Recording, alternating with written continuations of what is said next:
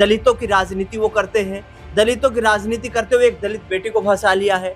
उस दलित बेटी को ये आश्वासन दिया है कि तुम्हें स्कॉलरशिप दिलवा दूंगा और तुम वहां जाकर के अपनी पढ़ाई करो, और बाद में ये भी आश्वासन देते हैं कि तुम्हारे साथ शादी कर लेंगे। तो किस तरीके की राजनीति करना चाहते हैं? बोला है क्या? नहीं, जो आपको बता के बोला है, आरोप लगाया है ना। चंद्रशेखर ये क्यों कह रहे हैं बार बार नहीं, देखिए दलितों की राजनीति मायावती ने की है। बहुत समझदारी से उन्होंने कहा है कि कोर्ट में जवाब देंगे हम। अगर वो बीजेपी से हैं, उनके ऊपर आरोप लगे, उसके बाद कितनी ज्यादा उनकी जो नेगेटिविटी जो फैलाई गई कि इस्तीफा दे, उनको टिकट नहीं मिला, तो जब सामने वाले पर आरोप लगाए तो वो तो कहेंगे कि अब इनको भी जेल भेजो, इन पर भी कार्रवाई हो, जैसे मेरे पर हुआ है अब इन पर भी हो। बदला लेने की उस वक्त तो चंद्रशेखर पहलवानों के साथ खड़े थे, आज वो इस्तीफा दे। उस वक्त वो ब्रिजभूषण शरण सिंह से इस्तीफा मांग रहे थे। ब्रिजभूषण शरण सिंह पर भी तो आरोप ही लगे थे ना, कन्विक्टेड तो वो भी नहीं थे, दोषी तो उन्हें भी करार नहीं दिया गया था। उस वक्त यदि वो उनसे इस्तीफे की मांग कर सकते हैं, वो भी लोकसभा सांसद थे, आज चंद्रशेखर भी लोकसभा सांसद है, तो आज खुद क्यों इस्तीफा नहीं दे सकते हैं? स्विट्जरलैंड में बैठी दलित समुदाय की बेटी बताने वाली डॉक्टर रोहिणी घावरी क्या किसी के इशारों पर काम कर रही हैं? क्या डॉक्टर रोहिणी घावरी को चंद्रशेखर आजाद की छवि को खराब करने के लिए आगे भेजा गया है? क्या भारतीय जनता पार्टी का हाथ इसमें है? ऐसा हम नहीं कह रहे हैं। हम डॉक्टर रोहिणी घावरी पर सिर्फ सवाल इसलिए उठा रहे हैं क्योंकि कई सवाल पूछे जा रहे हैं। कई दर्शक खुद सामने आकर डॉक्टर रोहिणी घावरी पर इल्जाम लगा रहे हैं, कह रहे हैं कि चंद्रशेखर आजाद पर आप किस आधार पर आरोप लगा रही हैं? आपने तो कहा कि चंद्रशेखर आजाद ने आपके साथ छल किया है, शादी छुपाई है। चंद्रशेखर आजाद आपसे दूसरी शादी करना चाहते थे। बाबा साहिब की विचारधाराओं से प्रभावित होकर कहते हैं कि दूसरी शादी जायज है। लेकिन डॉक्टर रोहिणी घावरी से पूछा जाता था कि आप लंबे समय तक चुप क्यों थी? मामला 2021 में उठा, लेकिन 2025 में इसे तूल देती हुई आप नजर आ रही हैं, और 2027 में उत्तर प्रदेश में विधानसभा का चुनाव है। पहले देखिए डॉक्टर रोहिणी घावरी ने आखिरकार क्या आरोप लगाया अब चंद्रशेखर आजाद पर। उनका ही ट्वीट है जिसमें वो लिखती हैं कि बीजेपी का राजा बाबू है, इसे यूपी 2027 के चुनाव तक बचाने के लिए पूरा जोर लगा देगी, इसका ये घमंड तो मैं तोड़ ही दूंगी। बहुजन आंदोलन को बचाने वाले का चेहरा सबके सामने जरूर आएगा। बीजेपी के लिए क्या जरूरी है, देश की बेटी या देश का नेता, अब यही देखना है।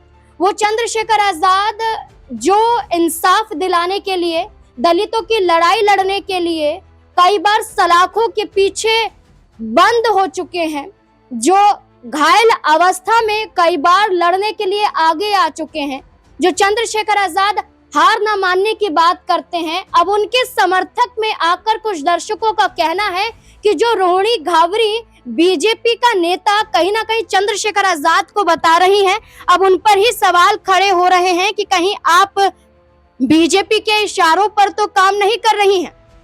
यहाँ कुछ दर्शक हैं जो प्रोग्राम के जरिए हमारे साथ जुड़े। इसमें MR राजौरिया हैं जो लिखते हैं कि ये लड़की RSS और बीजेपी की एजेंट लगती है। 2021 से क्या ये सो रही थी? 2025 में इसको याद आ रहा है। यहाँ सांसद चंद्रशेखर आजाद जी जिंदाबाद के नारे लगाए जा रहे हैं। ये कहा जा रहा है कि संविधान नमो बुधाए, झूठ चाहे कितना भी छटपटा ले, लेकिन जीत हमेशा सच की ही होती है। कई सवाल यहाँ पर खड़े किए गए, लेकिन एक कमेंट है जो बार बार दोहराया जा रहा है कि रोहिणी घावरी बीजेपी की एजेंट है। ये हम नहीं बल्कि दर्शक कह रहे हैं। चंद्रशेखर आजाद को बचाने की कोशिश की जा रही है या वाकई चंद्रशेखर आजाद निर्दोष हैं, इसको लेकर चर्चा करेंगे। मेरे साथ मेरे दो सहयोगी जुड़ चुके हैं, एक तरफ अंकिता तो दूसरी तरफ दिनेश मेरे साथ मौजूद हैं। दोनों से चर्चा करेंगे कि आखिरकार इस एक बयान के आधार पर क्या कुछ निकल कर सामने आ सकता है। पहले दिनेश से जानना चाहूंगी, दिनेश क्या लगता है, यहाँ कहा गया है कि जो रोहिणी घावरी है वो बीजेपी की एजेंट है, ऐसा दर्शकों का कहना है। क्या लगता है किसी के इशारों पर वाकई रोहिणी घावरी चंद्रशेखर आजाद की छवि को खराब करने की कोशिश कर रही है? देखिए, ये आरोप अब लगाए जाएंगे क्योंकि ये दोनों का मामला इस तरीके का तूल पकड़ता हुआ नजर आ रहा है, जिस पूरे मामले को लेकर के चरम सीमा पर जो है आरोप प्रत्यारोप का दौर है। लेकिन रोहिणी घावरी बीजेपी के एजेंट है या वो बीएसपी के एजेंट है, ये ना हम निर्धारित कर सकते हैं ना दर्शक निर्धारित कर सकते हैं। ये तो रोहिणी घावरी को स्पष्ट करना होगा या चंद्रशेखर को स्पष्ट करना होगा। लेकिन आने वाले वक्त में ये जानना महत्वपूर्ण होगा इस पूरे मामले में कि रोहिणी घावरी ने जो आरोप लगाए हैं यहाँ पर चंद्रशेखर पर, वो आरोप उसने किस आधार पर लगाए हैं। ये पूरा मामला जो है ये काफी लंबा है क्योंकि 2021 से लगातार ये संपर्क में नजर आ रहे हैं। उस दौरान भी जो है चंद्रशेखर को लेकर के कई बार जब वो इस तरीके की जनसभाएं करते थे, जन आंदोलन करते थे, तो रोहिणी घावरी उनकी पीठ थपथपाती हुई नजर आती थी और ये कहती थी कि ये बहुजनों के हकीकत में जो नेता है, एक ऐसे नेता है जो कि जो दलितों की लड़ाई लड़ना चाहते हैं। लेकिन अचानक फिर क्या बदला, क्या ऐसा हुआ कि रोहिणी घावरी को चंद्रशेखर ने कहीं चीट किया या क्या किया कि वो एकदम से इनके खिलाफ जो आ गई और अपने निजी जो संबंध रहे हैं इन दोनों के, उन संबंधों को लेकर बड़े बड़े खुलासे करने लगी। आपको लगता नहीं कि रोहिणी ने 2021 का जिक्र किया? लोग ये कह रहे हैं कि स्कॉलरशिप मिलने के बाद चंद्रशेखर आजाद के साथ बातचीत हुई। रोहिणी घावरी को लेकर ये कहा जा रहा है कि आपने उस वक्त तो सवाल नहीं उठाए, सिर्फ एक आरोप लगाकर आप चुप हो गई, लेकिन आप 2025 में आखिरकार क्यों आई? ये निर्धारित नहीं किया जा सकता है नाज़मीन कि ये दोनों संबंध में कब से हैं, क्योंकि निजी संबंधों के बारे में कोई खुलकर कैसे अपनी जो है राय स्पष्ट कर सकता है कि 2021 में संपर्क में आए, 2020 में आए, 2019 में आए, ये कुछ भी कहा नहीं जा सकता है। और टेक्निकली देखा जाए तो पीएचडी की पढ़ाई जो है वो 5-6 साल की होती है और आज हम 2025 में इस बात की चर्चा कर रहे हैं, तो जाहिर तौर पर ये संपर्क में तो रहे होंगे 2020 या 2019 के वक्त में। तभी तो वो स्कॉलरशिप वाला जो पूरा मामला है उसको लेकर के चंद्रशेखर ने तमाम आश्वासन दिए और उसी के आधार पर इन दोनों में नजदीकियां बढ़ी। तो अच्छा चलिए, आपने कहा कि ये 2020 से पहले से ही संपर्क में होंगे। अंकिता, आपको क्या लगता है? लोग तो ये कह रहे हैं कि जो रोहिणी घावरी आरोप लगा रही हैं वो सही आरोप हैं, क्योंकि जो आरोप हैं इसमें चंद्रशेखर आजाद कहीं ना कहीं स्विट्जरलैंड में बसना चाहते थे। ये रोहिणी घावरी का कहना है। उनका कहना है कि उनको वो दुनिया पसंद आ गई थी, वो इस से आजाद होना चाहते थे, इसलिए मेरे संपर्क में आए और वो स्विट्जरलैंड में मेरे साथ रहना चाहते थे। उनका ऐसा कहना है। आपको क्या लगता है, क्या वाकई चंद्रशेखर आजाद स्विट्जरलैंड में जाकर रहना चाहते थे इसलिए उनके संपर्क में आए? क्या पैसों के लिए रोहिणी घावरी के साथ संपर्क में आए? क्या लगता है?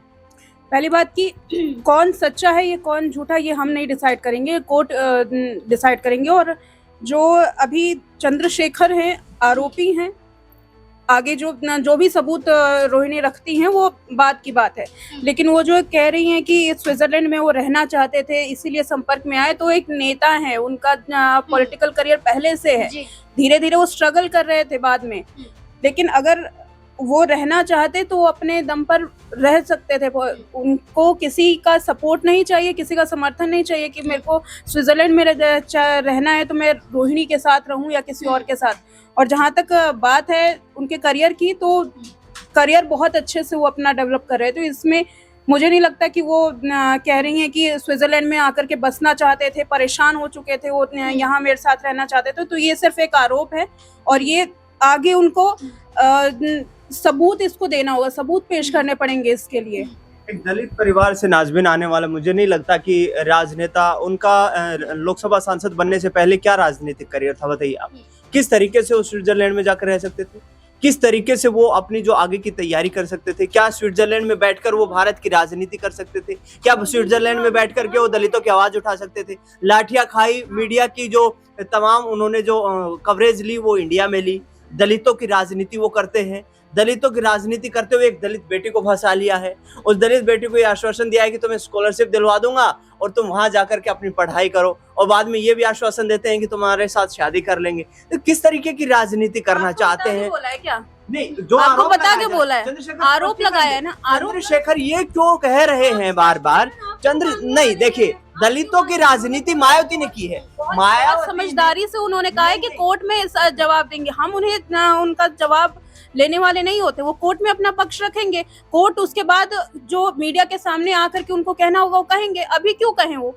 नहीं, मीडिया के सामने उस वक्त जब लाठियां पड़ रही थी तो उनको मीडिया की कवरेज की आवश्यकता थी कि चंद्रशेखर को जो है दलितों का मसीहा बनना है, चंद्रशेखर को कांसीराम के उन पे आदर्शों पे चलना है, चंद्रशेखर को अंबेडकर के आदर्शों पे चलना है। साफ सुथरी राजनीति करने में और एक तरीके से वोट बैंक को टर्न आउट लेने के लिए उन्हें बरगलाने में ये दिन रात दलितों का मसीहा वाला टॉपिक और ये बात अलग अलग है। आप एक दलित महिला का की बात कर रहे हैं या आप सिर्फ एक महिला की बात कर रहे हैं जिनके साथ यौन शोषण हुआ है? नहीं, दो अलग दर्जनों लड़कियों के लिए लगे हैं ना, दर्जनों लड़कियां। अरे भाई जब जांच होगी तो पर्दे खुलेंगी उसकी, तो पर्दे खुलेंगी तो वो अपने लिए रखें ना। ब्रिजभूषण पे भी तो आरोप लगे थे, अब ब्रिजभूषण शरण सिंह अब चंद्रशेखर को खुद घसीट रहे हैं।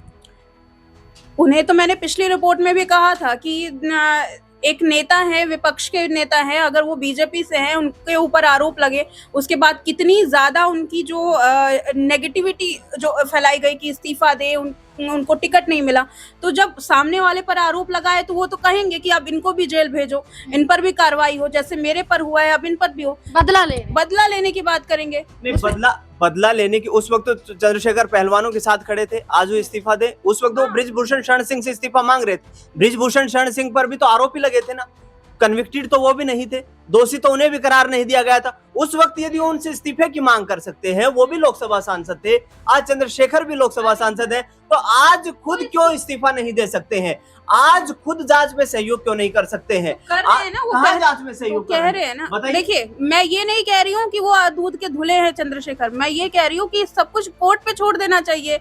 हम और आप कौन है ये पूछने वाले? दिनेश, यहाँ पर मैं ये बोलूं कि उन्होंने कहा कि मैं महिला सम्मान की बात करूंगा, मैं महिलाओं की इज्जत की परवाह करूंगा, मैं कोर्ट में जवाब दूंगा, लेकिन मैं सार्वजनिक रूप से मैं किसी महिलाओं के बारे में ऐसा नहीं कहूंगा, एक महिला या किसी भी महिला के बारे में मैं कुछ ऐसा नहीं कहना चाहूंगा। तो क्या आपको नहीं लगता है कि वो महिला सम्मान की बात करते हुए उनका आदर मान सम्मान कर रहे हैं? तो रोहिणी का भी तो कोई मान सम्मान होगा समाज में, उसके भी तो कुछ आदर्श होंगे, तो उन्हीं की नहीं उन्हीं की परवाह कर रहे हैं। तो 12 जो और लड़कियों के आरोप लगाए गए हैं उनके ऊपर जब चंद्रशेखर तमाम मुद्दों को लेकर इतनी बड़ी बड़ी प्रेस कॉन्फ्रेंसेस कर सकते हैं, वो सड़क पर उतर सकते हैं, जन आंदोलन कर सकते हैं, तो अपने ऊपर जब गाज गिर रही है तो उस बात का स्पष्टीकरण क्यों नहीं देते हैं कि ये पूरा मामला इस तरीके से है और इस मामले को इस तरीके से भड़काया जा रहा है। चलो एक मिनट के लिए मान भी लेते हैं कि ये राजनीति से प्रेरित मामला है, तो इस पर भी तो उन्हें खुल करके आना चाहिए कि देखिए इस वक्त मेरे साथ वो संबंध में थी, अब वो संबंध में नहीं है,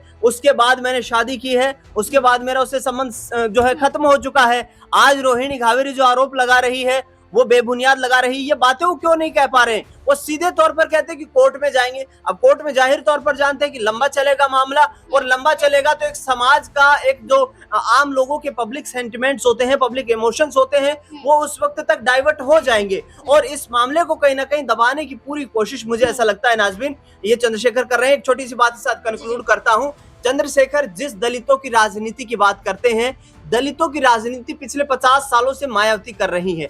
मायावती के ऊपर किसी तरीके का फ्रॉड का मामला नहीं है, मायावती के ऊपर किसी तरीके के दलितों के अत्याचार का मामला नहीं है। मायावती उन आदर्शों पे चल रही है जिन आदर्शों पे कांशीराम चले, जिन संविधान के आदर्शों की बात ही नहीं है ना, दलित की बात नहीं। आप दलित का मुद्दा और आप अरे दलित नहीं होती तो दलित नहीं होती, महिला होती, आप महिला के तौर पर लड़िए ना। चंद्रशेखर की राजनीति का आधार क्या है? चंद्रशेखर की राजनीति का आधार लेकिन यहाँ पे देखना है, कोर्ट नहीं देखेगा, कोर्ट नहीं देखेगा कि महिला दलित है या फिर जनरल है, महिला ये देखेगा कि महिला के साथ यौन शोषण हुआ है या नहीं। नहीं, बिल्कुल देखेगा कोर्ट इस चीज को, बिल्कुल कोर्ट इस चीज को देखेगा कि महिला है, वो दलित है, आदिवासी है, पिछड़ा है, कुछ भी। ये दलित नहीं होती और उसके ऊपर यौन शोषण होता तब इसलिए उठा है क्योंकि दलित नहीं होती तब, दलित नहीं होती तब। चंद्रशेखर दलितों की राजनीति करते हैं।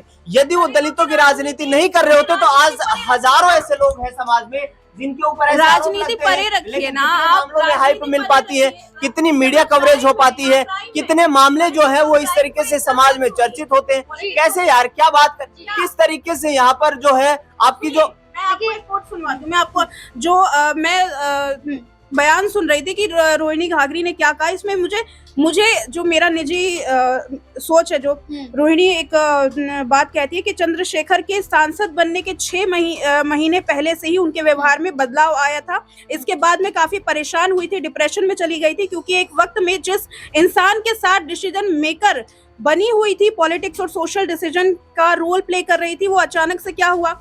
आप समझ रही हैं कि पॉलिटिक्स में डिसीजन मेकर का वो रोल प्ले कर रही थी चंद्रशेखर के साथ, और सांसद बनने के बाद इसका मतलब या तो ये हो सकता है कि दोनों में संबंध थे, दोनों लेकिन धीरे धीरे अलगाव होना शुरू किया, और जो रोहिणी घाघरी का एक पॉलिटिक्स में घुसने का एक रास्ता था, वो कहीं ना कहीं ब्लॉक हो गया। वो चाहती होंगी कि चंद्रशेखर के साथ वो एक मेन रोल प्ले करे। आपका ये कहना है कि चंद्रशेखर आजाद ने अपने करियर को सुधारा, मेहनत की, रोहिणी घाघरी के साथ तो रहे, लेकिन चंद्रशेखर आज सांसद बन गए, लेकिन रोहिणी घाघरी कुछ राजनीति में नहीं कर पाई। कुछ हुआ होगा।